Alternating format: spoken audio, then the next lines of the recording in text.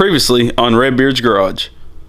So we found this Baja 200 Warrior frame sitting in the junkyard, and this thing is janky. Had weeds growing through the engine, stick welds all over it, and a bunch of house hardware holding the engine plate on.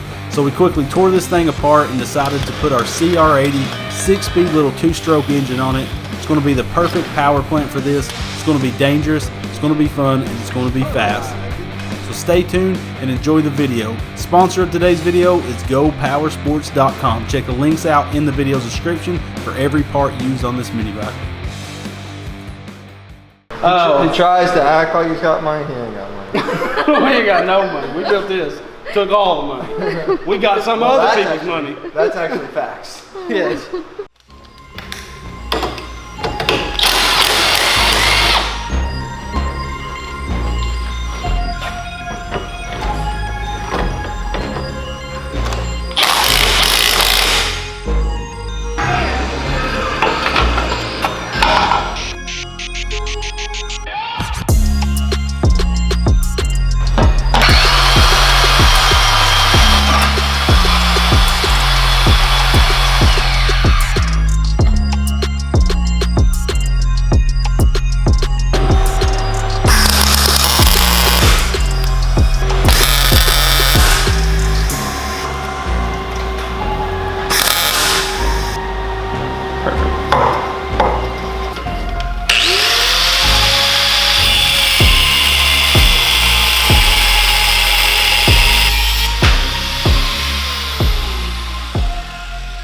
So I cut off the original foot peg and cut it down, notched it, and bolted it to the CR80 foot peg. Like I said, links for all these parts are in the description of the video. I'm going to put this around about there, pretty much right in line with the shifter shaft, and tack it on, tack the other side on, then I can set on it and see if it's in a good position. We was going to keep the foot pegs up here, but we're going to try it out back here before we make a whole shifter and everything. So we'll get this tacked on, then we can pull the gas tank off and TIG weld some MPT threads into the tank.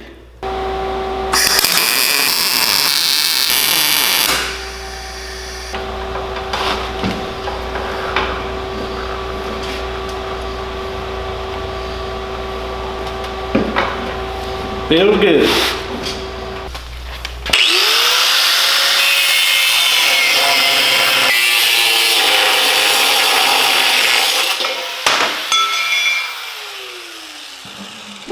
So if you're looking for a really good mini bike seat, these are the MB200 seats on GoPowersports.com. All you're gonna have to do is put some type of hoop for it to latch into, just like a four-wheeler seat. It's got this lip, it's supposed to slide into something, and then it has a little metric bolt sticking out the back, a little M6. So basically, we haven't added the front piece yet, but once we do, it'll basically slide in and it'll push down really tight, and it looks like it's a factory seat on this MB200. So what I've done is took some tubing, did a slant cut that's flat on one side and notched the other one, so we can basically lay the notch on this piece of tube right here, and the flat part will weld to a piece of flat stock that I have bolted under the seat. And then the only thing we have left to do after installing the seat will be adding our 1/8" MPT thread bung in the bottom of this tank, so we can use this tank, get gas to the carb, and also tune the carb with a 6 Sigma jet kit. They are one of the best motorcycle jet kit companies, so if you need one for any kind of dirt bike or motorcycle, hit them up. They're the ones that make the go-kart nitrous kit. So I'm going to get this set in there. I got it. It's going to be kind of hard to tack this, but we got it set in there. I'll put some splatter on it. I didn't want to put too much heat and melt any of the plastic under there.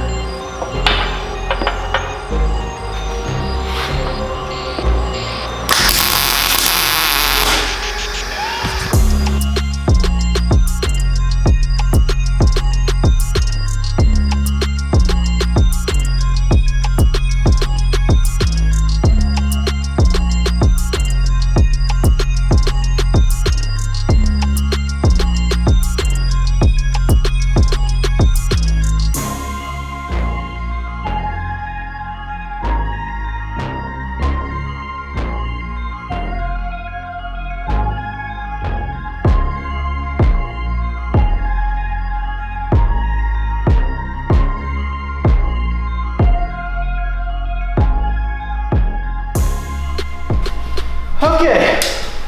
So we got everything done. We got that little bung TIG welded, and we haven't hooked up the fuel line yet because we're waiting on the 6 Sigma jet kit. We took the factory air box off, so it's running lean. So we need to adjust the main and the pilot jet, and we'll clean that carb out. So we'll go ahead and throw some antifreeze in it. This is the type I'm running. It's the G48. I don't know why dirt bikes use a different style antifreeze, but everything's done. See the foot pegs? It's super comfortable in it. It's one of the most comfortable mini bikes sitting on this thing. So it'll be pretty sweet in a rear swing arm in a couple weeks. So we're gonna, this is already pre-mixed, 50-50. If any leaks, well, we shouldn't, but it's all right. So we got our jet kit in from 6 Sigma. So that is the number 6 sigmajetkit.com. So if you basically tell them, say you got a CBR 600 that's carbureted and you took the air box off and put open air filters, you can put in your email when you buy a jet kit what you've done to your bike, and they can kind of compensate with a selection of jets. So for our CR80, they don't know what carb is on every bike. So just in case your needle isn't adjustable, they send you washers to be able to space it, and what your needle is going to do is mid-range. So they send some spacers for that, and I'm not sure if this one's adjustable one or not. I would say it is. They send you a drill bit and a screw just in case your idle mixture is covered up. Sometimes it is on carbs, but again, I highly doubt it is on this one. They sent us a new pilot, a 52. I do not know what is stock in it. We're about to pull it apart. And they sent us 4 main jets, 120, a 122, 125, and a 128. So we're gonna go ahead and pull the carb, which, as you guys know, is just one Phillips head screw. We can pop this son of a gun off. Ooh, she was tight. And then take the slide out. And this carb needs cleaned quite a bit while we got it off here anyway. So it's good that we're going ahead and do this. We're going to set that aside. Pull the overflow. So this is the overflow line. And then this is the inlet for the fuel. So let me grab me a metal pan to put down so we don't make a mess. We'll open this thing up, give it a good cleaning, and see what jet sizes we have. And our idle air mixture screw is not covered up on this carb, just like I would suspect. So this one is adjustable, so we don't have to worry about that. We can set that in the middle. A good starting point, it has 5 notches normally, the little needle on the slide. It's always good to start it in the dead center and then work off of that. So on these key-in carbs, you don't have to take the bowl off for the main jet. You can take this little access port out. But since we're doing the pilot jet, we will have to remove it. And this is just a 2-screw carb. Come on, baby. And I've never had this bowl off because we didn't ever tune this when it was on the race cart. But look at that old gas. Holy moly. So we have our main jet right there. And then if we pull this off, you can see the pilot jet. I'm going to be cleaning everything in here.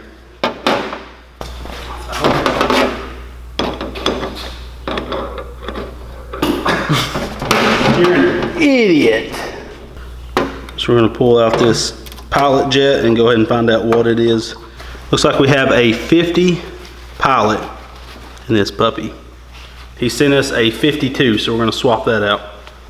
For our main jet, it's a 6mm wrench will work. Wrench dressing, a 125, and it was still a little lean. So what's the biggest one we got over there? 128? Okay, hand it to me.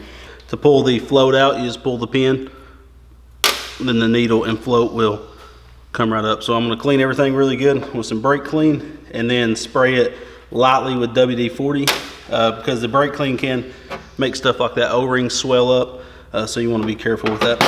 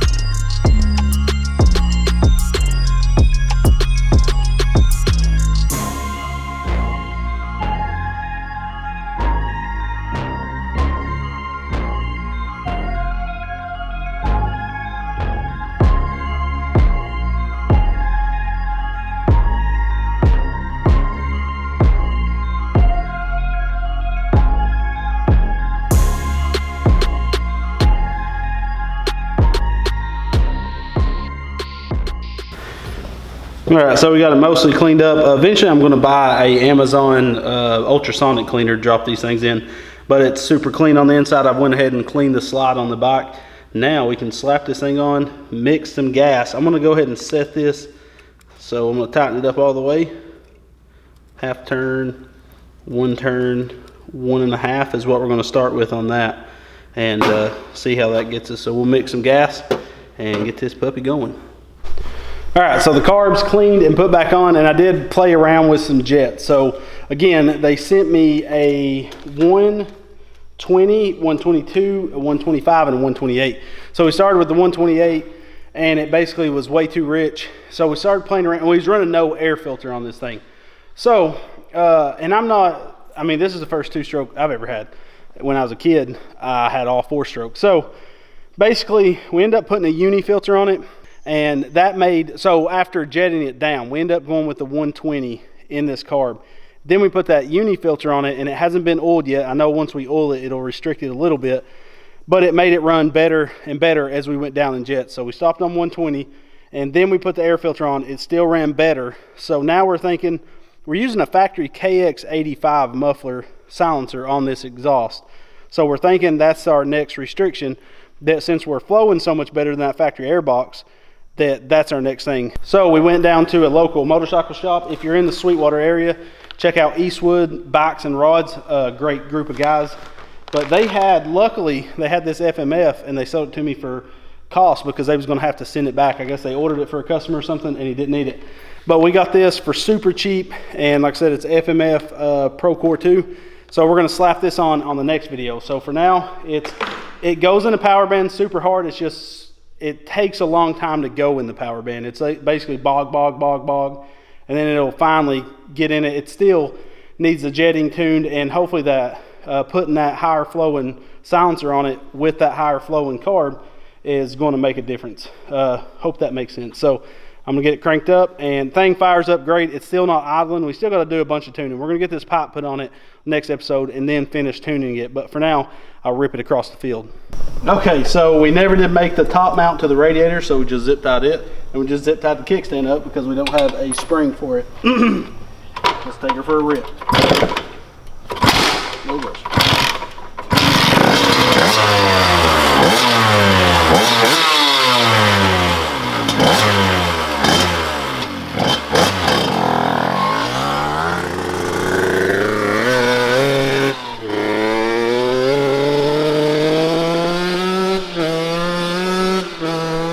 She's so dumb.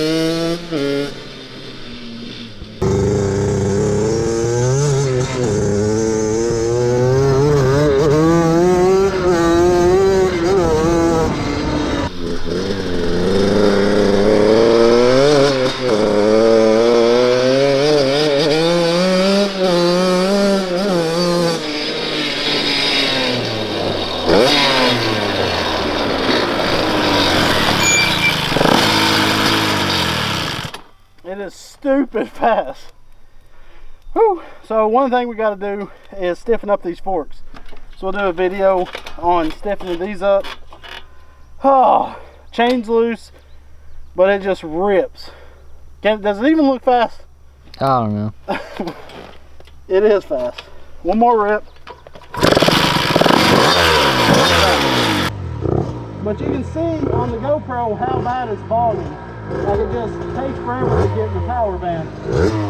So we'll tune that out of it on the next episode.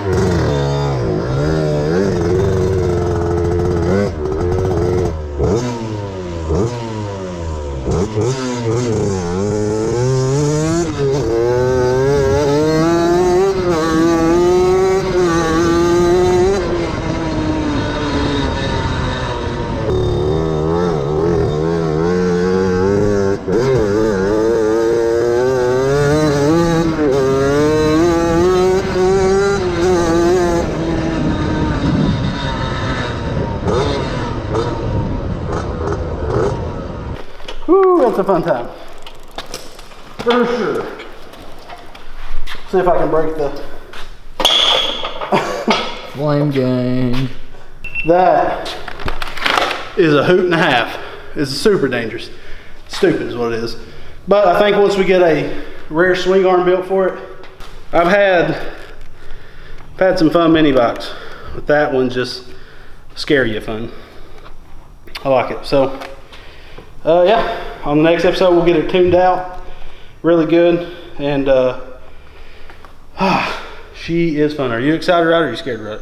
Excited. Because once it gets tuned out, it's going to be crazy. So remember, you can check the video description for every part we use on this bike, and you know, you can find all the new versions of the parts we use. Make sure to check those out because they do help us continue to do these videos. And thank you guys for watching. We'll see you on the next one. We love you, and God bless.